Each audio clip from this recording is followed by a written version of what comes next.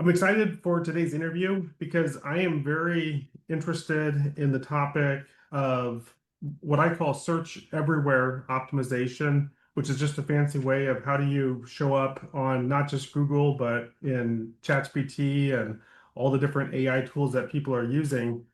And attached to that is ultimately you want to show up in a way that makes you look good, which is how do you show up and people can make an informed decision about who you are and whether they should reach out to you as a option to work with.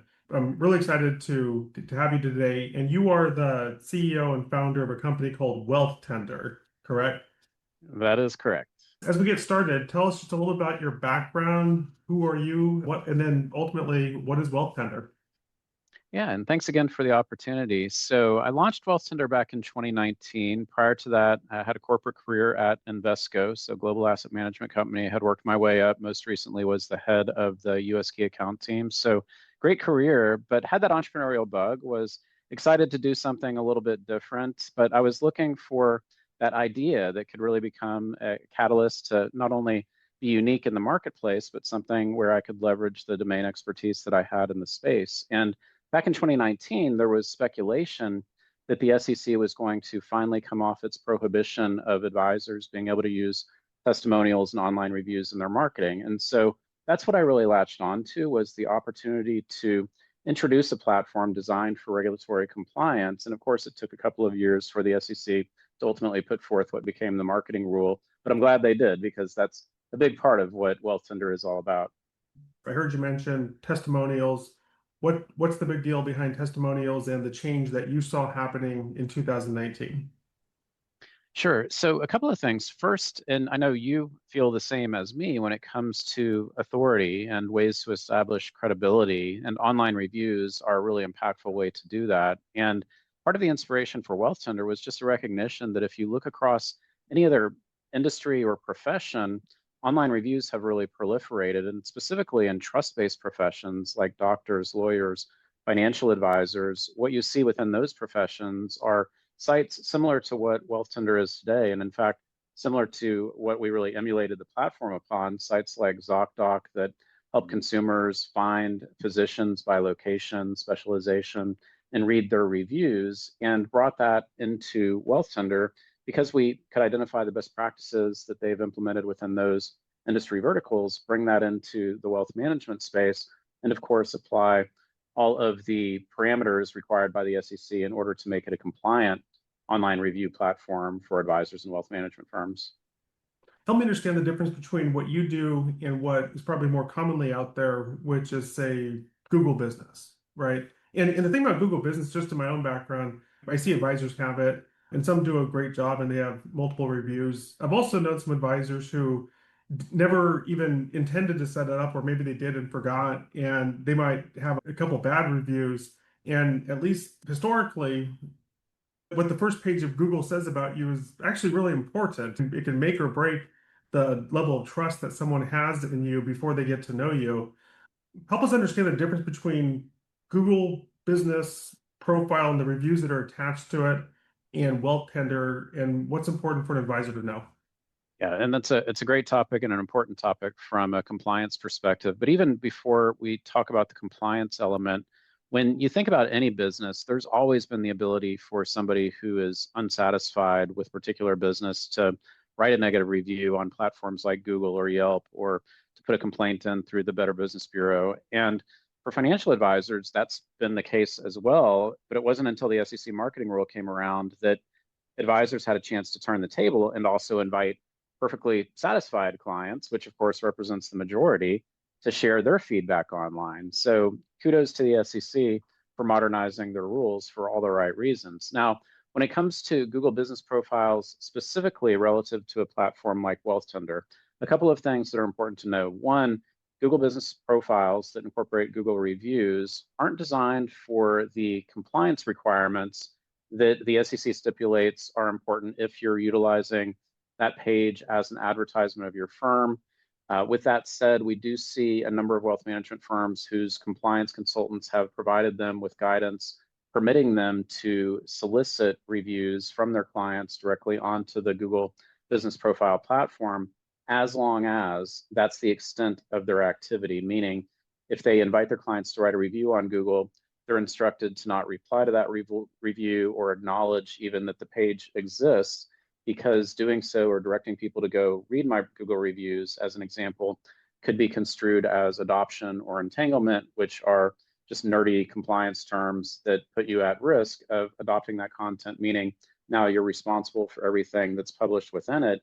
And if reviews inadvertently even contain prohibited content that the SEC says cannot be utilized within an advertisement, or from individuals that shouldn't have been writing a review about you in the first place, you now have some questions to answer and a lack of control in your ability to really do things, because Google, it's kind of tough to sometimes manipulate or get somebody there to respond and You understand. can't just call up and say, I want to talk to Tim. Yeah, you can try, but good luck getting a Tim on the phone. So with Wealthtender, what we did was, again, really replicate best practices. So even for doctors and attorneys where there are no issues with their utilization of Google reviews as a platform, you've still seen the proliferation of industry-specific or profession-specific review platforms for a couple of reasons. One, we know that when consumers are conducting their research and they're going out to Google, and increasingly today, ChatGPT, Gemini, Perplexity, those platforms are looking for information about professionals within those industries. So if it's doctors, the platform might be going out to identify reviews that have been published on platforms like ZocDoc, or attorneys on sites like lawyers.com. And in the case of financial advisors, what we now see are for the 850 plus financial advisors and wealth management firms with reviews on Wealthtender. If a prospect is going out to ChatGPT, Gemini, or even Google and asking for feedback on what clients have to say about their experience, or financial advisor reviews for Paul McManus, what they're then going to see, if you have a presence on Wealthtender, are all of those reviews now getting thematically summarized in the case of AI tools, or those gold stars that are appearing in the case of Google search results. And so essentially, it's a really impactful way for the advisors that do have a presence on Wealthtender to strengthen their SEO, search engine optimization, or what's increasingly being referred to on the AI side as answer engine optimization, AEO. So having that credibility with reviews on Wealthtender is a real significant trust signal and credibility booster to help advisors show up more frequently and prominently across all different types of search tools, like you said, search everywhere or search anywhere. Is there any advisor or category of advisors that still can't solicit reviews? And part of the reason for my question is I have a mastermind group, and I'm always preaching the gospel of reviews and just how impactful it is. Who can't do it? Is that more of a broker-dealer rule, or who prevents an advisor from doing this? Or what questions should they be asking when it comes to this? Sure. So two elements I would focus on: one, regulatory prohibitions, and then two, home office prohibitions. On the regulatory front, when the SEC put forth its rule, it really encompassed all of the SEC registered investment advisors, but didn't capture all of the smaller business owners, financial advisors operating as state registered advisors. Now, Okay.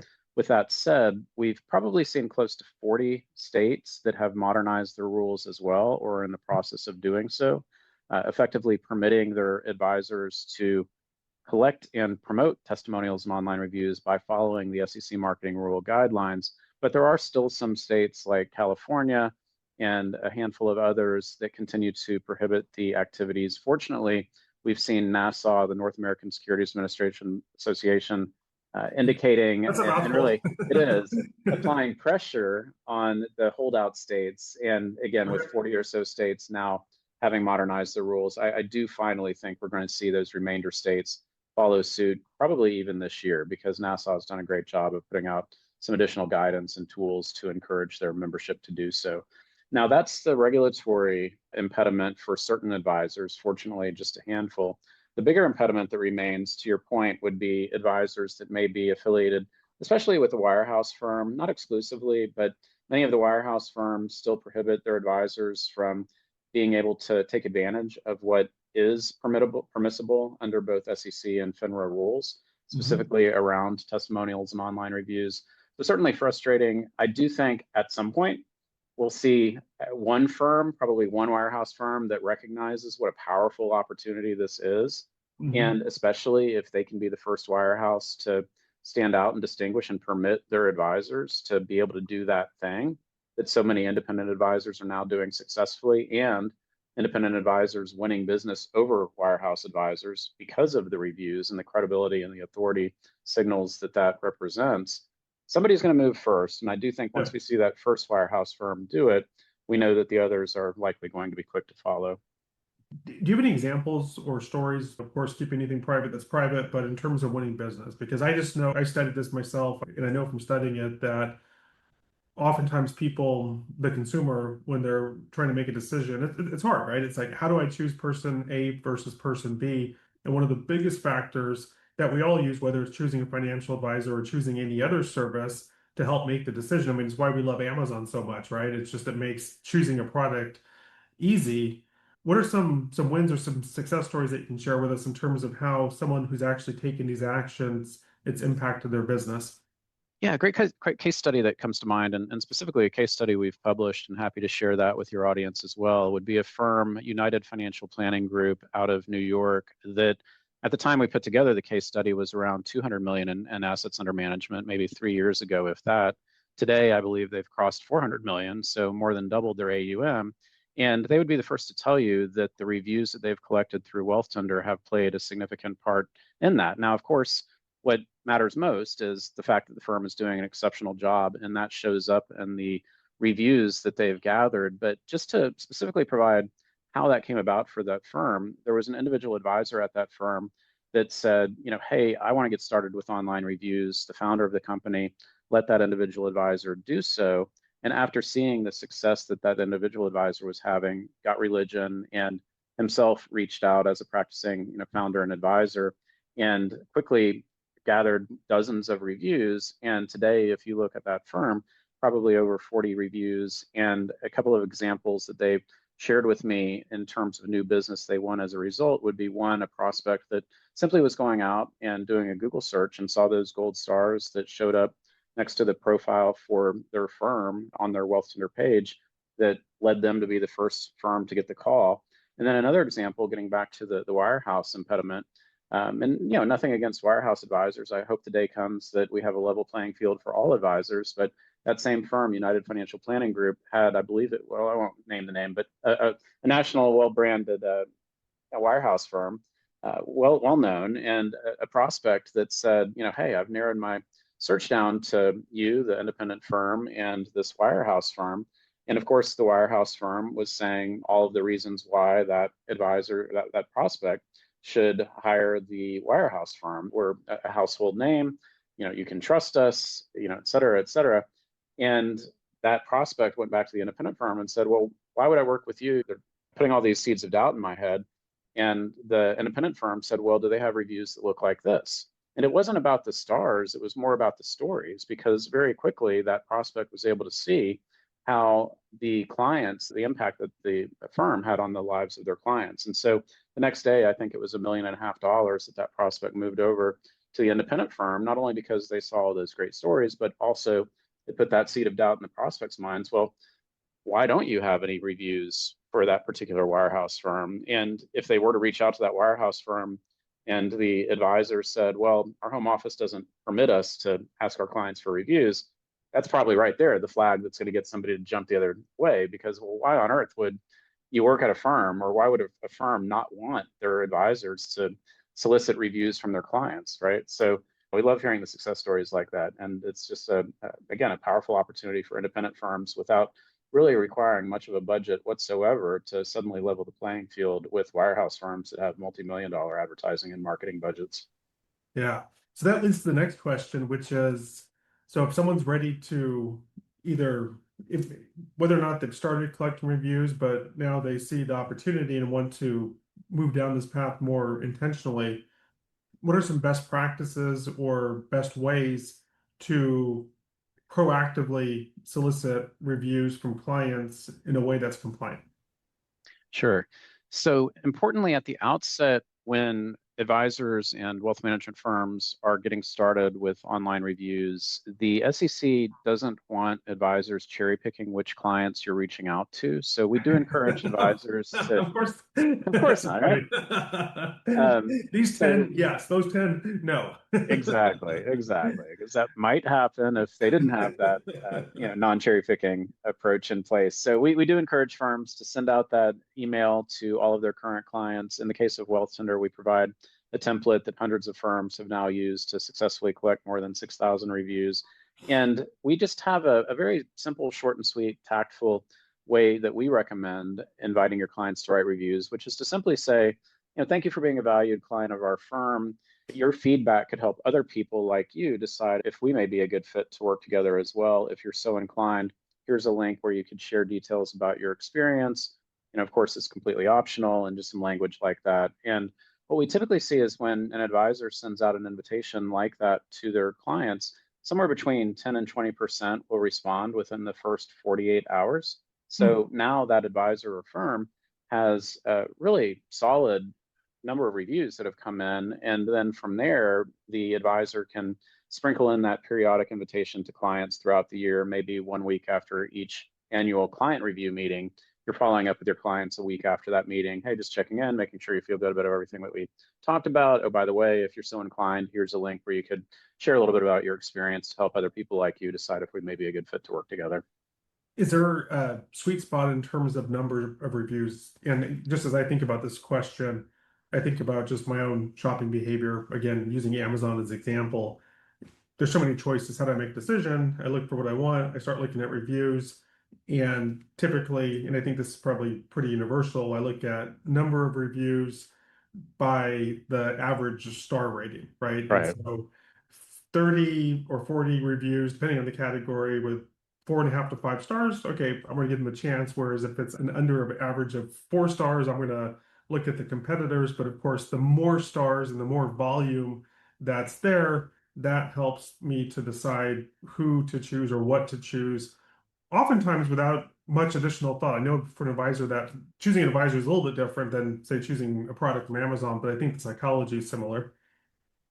Yeah, for starters, just having one review is One good sufficient review. to one. We just literally one review would position an advisor on top of 90% of advisors. 90% of Interesting. advisors have zero reviews. So if you just get Okay. one, now of Yeah. course we never see an advisor just get one, because once you put that out to all of your current clients, advisors quickly realize just how much their clients love them, and a good subset are going to write a review right away. In terms of the actual number of reviews, again, partly because our profession is so unique and because so few advisors have them, there's not a lot of pressure to have like a certain number or a significant number. I mean, I do think having more than a handful, 5, 6, ideally perhaps over 10, just from an optics perspective, helps with consumers. And what we're also now seeing is with the tools like ChatGPT and Gemini, the advisors that have reviews on Wealthtender, those tools aren't just saying, oh, this advisor has 10 5-star reviews.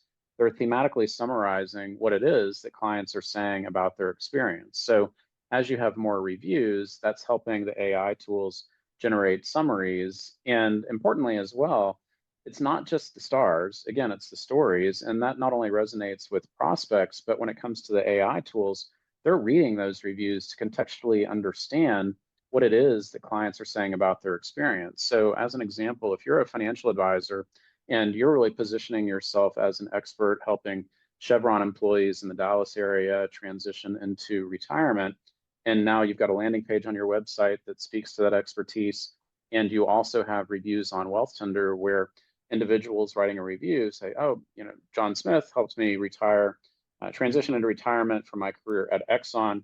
Now you've got those keywords and contextually those reviews that are saying, beyond your landing page where you're telling people, I talk the talk, here's what I do. Those reviews are now essentially your clients saying, yeah, they walk the walk as well. And so it's a really powerful combination on that front. I think one concern that a person might have, especially if they haven't done this before, is always the fear of a negative review. Because the upside is great, but if things go sideways and you get a couple negative reviews for whatever reason, then it could have a negative impact. What's the best mindset to have, or how do you talk to someone who has those concerns?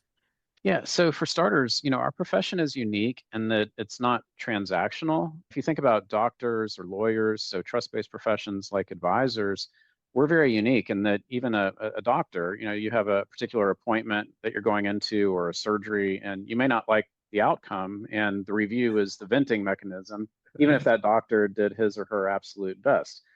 Same thing with attorneys, and perhaps especially so because you maybe hired them for a case or something where there's a binary outcome and they may have done the best possible job, but it didn't go your way. And so now you write a negative review.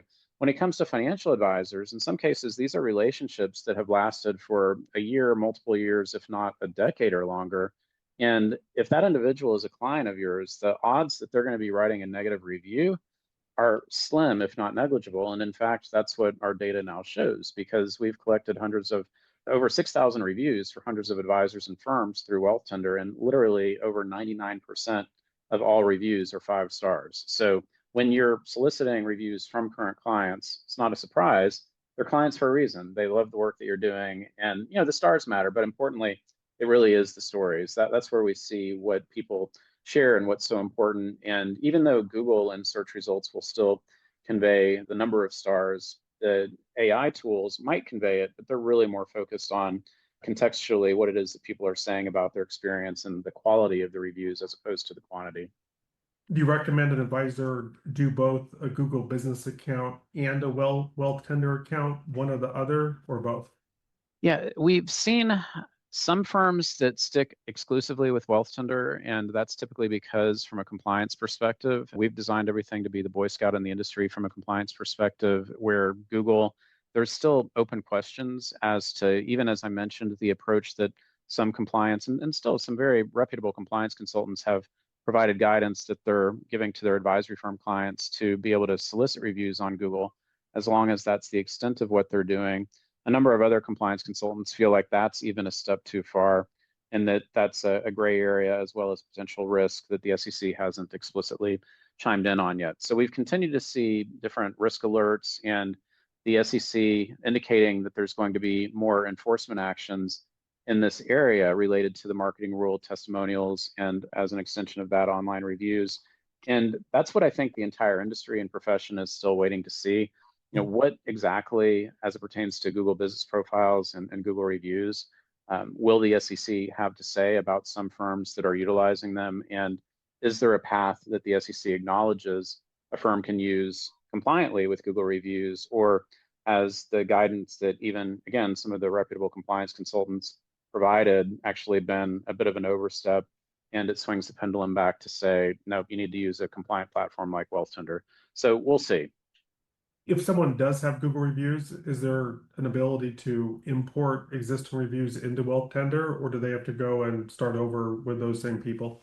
Yeah, great question. And again, because we're not the compliance police, we acknowledge and recognize that there are a lot of firms that are comfortable with Google reviews. And if that's the case, and again, recognizing that the limitations on Google reviews, they can't tell people to go look at them, we created a tool so they can import the reviews from Google to Wealthtender, where they're going to go through the same compliance workflow on our platform. So the appropriate disclosures are added and appended to the review so that when they're published publicly, the advisor can compliantly then promote those reviews and feel comfortable and confident that from the Wealthtender perspective, they're not going to have any compliance headaches when that next exam or sweep comes through.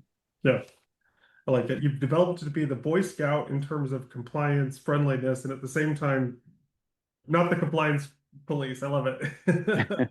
I'm always the same in what I do because we help advisors write and publish books, and so we try to give guidance that's compliance friendly, but by the same token, we're not the compliance police Indeed. when it comes to these things. So imagine an advisor, they have a Wealth Tender account, they've collected 10, 20 reviews, whatever the number is.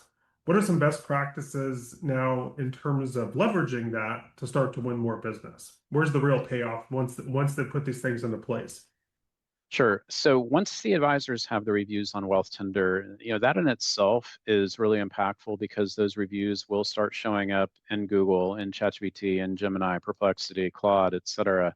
With that said, we really encourage advisors to think about the reviews they've collected as the starting point. And how they can then incorporate those reviews and testimonials throughout their marketing and providing the guidance on how they can do that compliantly. So one of the first things we recommend is that advisors take advantage of a widget that can easily be embedded on their website provided by Wealthtender to display the reviews with all of the disclosures that are required. So a very easy plug and play way for the advisors to compliantly display the reviews on their website. So now they're not only working for them on Wealthtender, but if people do discover them, get to their website, they can see all the great work that they're doing with their clients there as well. And then we also launched a tool to help advisors compliantly promote their testimonials on social media and in other marketing activities. It certainly can be done independently, and I would highlight we do have resources to help advisors with education on getting started with reviews and promoting them compliantly, whether they choose to utilize Wealthtender or perhaps take the opportunity to do so on their own. But in the case of Wealthtender, we created a tool and provide the education to help advisors with a couple of clicks be able to select a review and create image designs or animated graphics that can be appended to a LinkedIn post, a Facebook post, or even printed and included in a flyer that perhaps is utilized in a seminar to help those testimonials really come to life and become part of the marketing activities throughout the different types of activities that advisors are completing. Lead nurturing campaigns would be another great opportunity. So if you have a lead, you have that initial conversation. Even when they schedule that introductory call, provides an opportunity to have an autoresponder. Thank you for scheduling time with us, and there are compliant ways to include a testimonial there. Or after the meeting, thanks for the time today, and including all the messaging, and then just kind of sprinkling in a testimonial of some things that people had to say about their experience. Or if you again have a landing page about how you work with employees and executives at Chevron transitioning into retirement, and you've got a review that somebody's written talking about their own experience, sprinkling that in to where now you have contextually relevant reviews that are significant to somebody who works at Chevron to again see not only what you say you can do to help them transition to retirement, but what your own clients are saying about their experience becomes really powerful as well.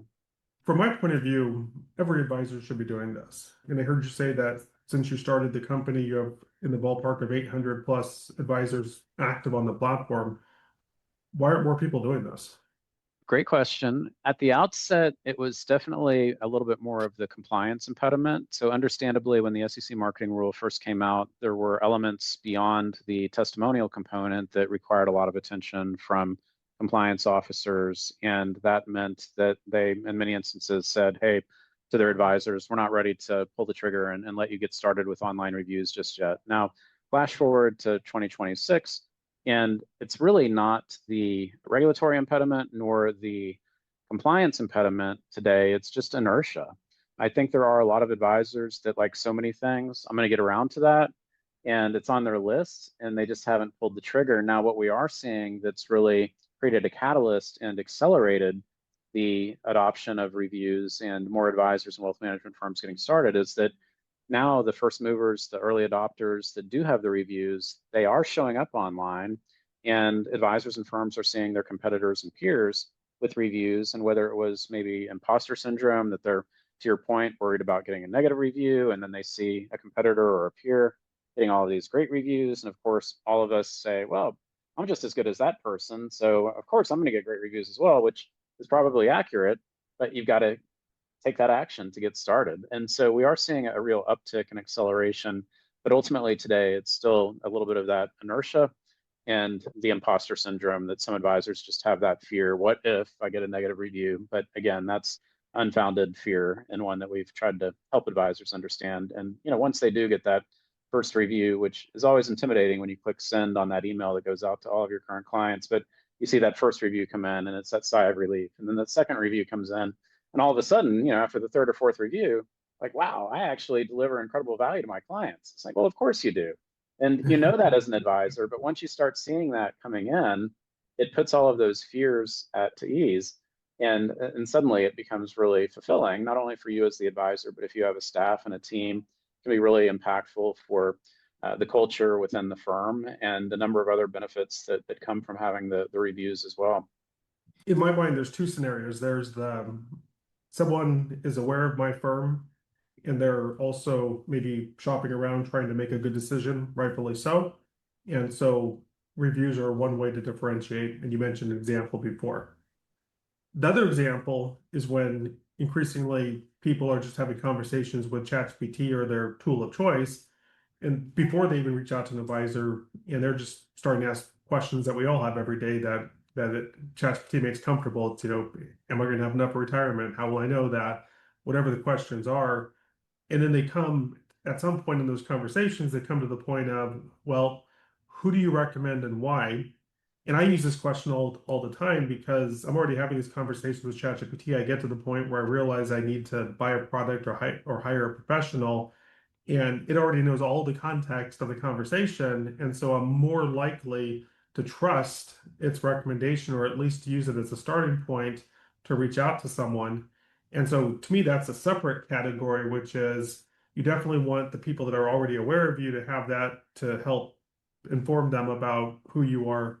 But for the people that are now just having conversations with ChatGPT and are asking the question, who do you recommend and why? How impactful is our reviews and Wealthtender specifically in starting to win that game? In other words, in starting to win the game of being the one that ChatGPT recommends out of all the choices they have, whether it's whether they're looking locally, or maybe they have a niche. For example, I have a client who specializes in working with engineers. Share some thoughts, if you would, about how do you win the game of being recommended by ChatGPT either locally or in your niche if someone's never even heard of you? Yeah, so a couple of things on that front. And this is where it starts to become a little bit multifaceted, and that your ability as any business owner, but specifically as an advisor, to establish credibility and build trust with AI search engines is to ensure that you look reputable and there are trust signals that tell the search engines and the search tools that you're a credible business owner, professional, that they can be confident recommending.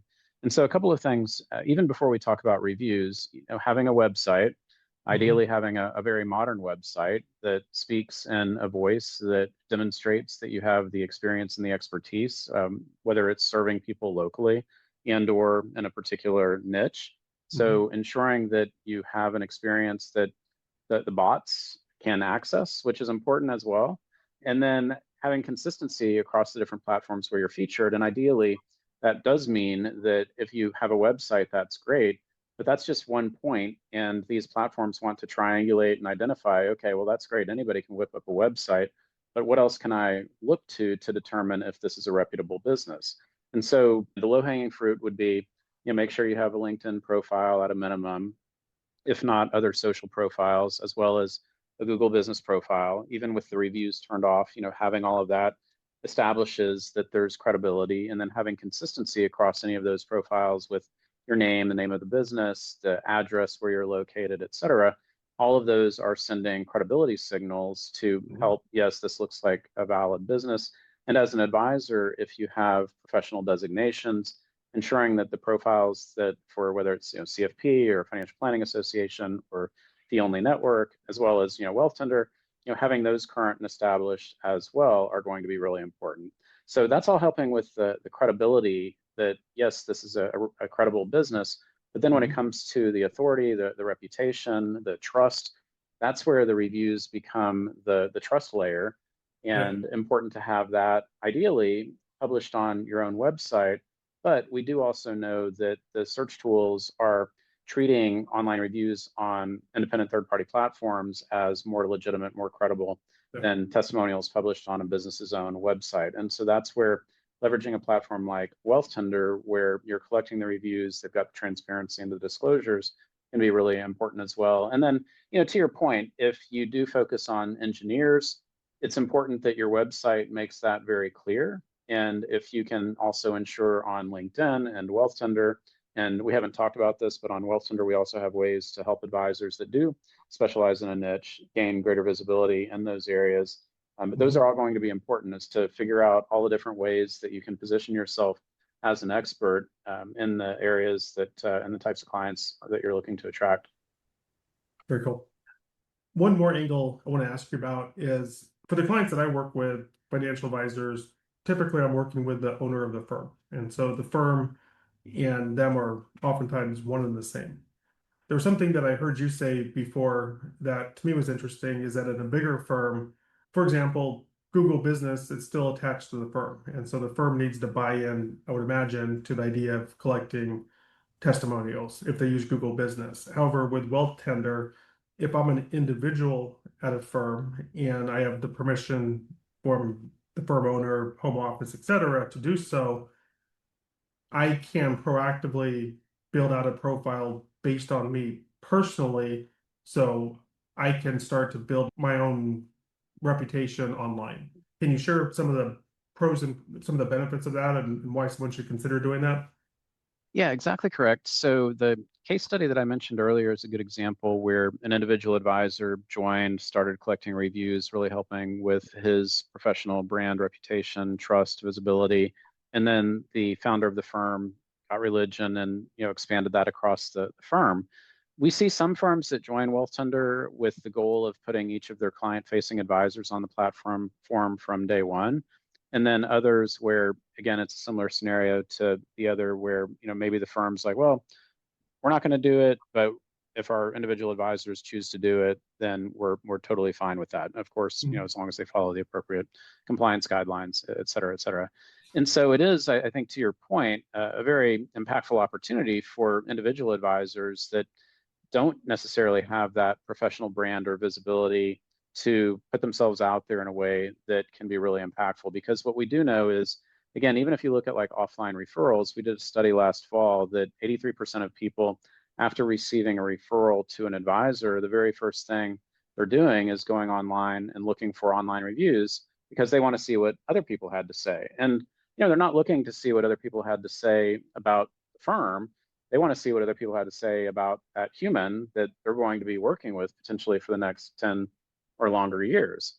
And so it's a real significant opportunity for advisors to have that credibility at the advisor level, even if they are part of a much larger firm. And again, even if that much larger firm, to your point, is gathering Google reviews, we can help that firm allocate those Google reviews out to the individual advisors based on who that review is attributable to ensure that, of course, we want to help the firms themselves with their reputation. And we do a lot of things on that front to ensure that firms stand out and their reviews are working for them at that level. But importantly, to also ensure that the assets that they have, the most significantly, are the advisors that represent the brand. Each advisor is a brand ambassador.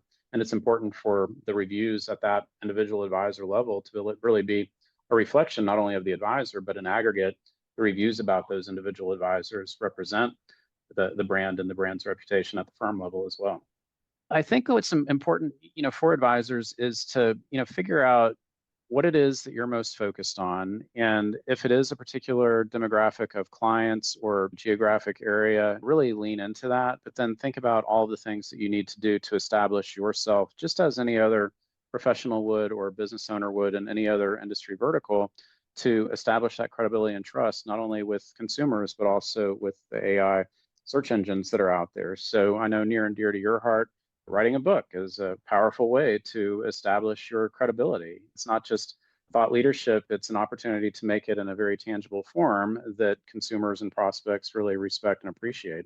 And the same thing with reviews. It's, in my opinion, a no-brainer. Like if you're serving clients and you have any type of a product or service that you make available, if you're not collecting reviews, you're doing a disservice to yourself and the growth of your business. So I think your questions were terrific. I don't know if there is anything that we haven't covered, but always happy to continue the conversation, whether it's with you or if any of your audience is interested in learning more about what we could do.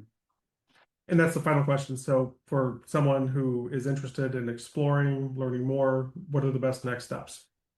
Yeah, easiest thing, go to Google, go to ChatGPT, go to Gemini, and just type in Wealthtender. If you wanted to say, hey, I'm a financial advisor, should I join Wealthtender? And we'll let it do the talking because we've spent a lot of time focusing on education and resources to ensure we're doing all the right things to help advisors succeed. And you're going to see that reflected when you're going out to any of those search tools. And then ultimately, happy to jump on a demo call, get to know you, walk you through a little bit more about our platform just to see if it is a good fit based on the types of clients that you're looking to work with as an advisor. And Brian at wealthtender.com If you want to reach me by email, or again, just pop it into Google or ChatGPT and you'll see me pop right up.